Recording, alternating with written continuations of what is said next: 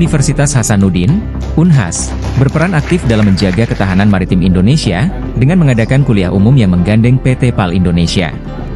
Kegiatan ini menghadirkan Direktur Utama PT PAL, Dr. Kaharudin Djenot, dengan tema Kebangkitan Peradaban Maritim Indonesia, Optimisme Indonesia Emas 2045. Kegiatan ini berlangsung di Ruang Senat Unhas, Jalan Perintis Kemerdekaan, Makassar, Jumat, 11 Oktober 2024.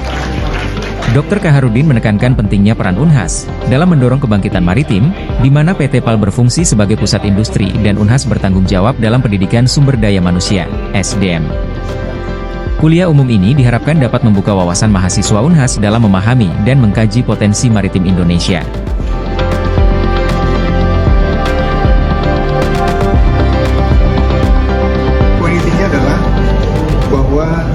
Kebangkitan maritim itu tergantung dari bagaimana kita melakukan persiapan, dan persiapan itulah, dalam rangka persiapan itulah kami datang ke Unhas ini karena stakeholder terbesar maritim Indonesia di industri ada PT PAL dan di universitas adalah Universitas Hasanuddin.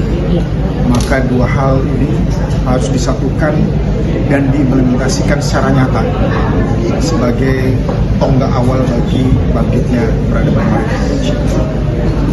Khusus untuk kebangkitan maritim itu adalah satu program utamanya adalah bagaimana ketahanan pangan, ketahanan energi.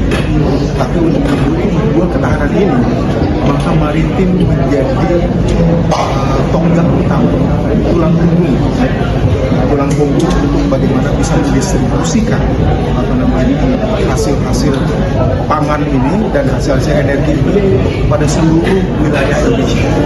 Ini menjadi satu pilar utama untuk munculnya kemudian market yang luar biasa besar bagi Indonesia.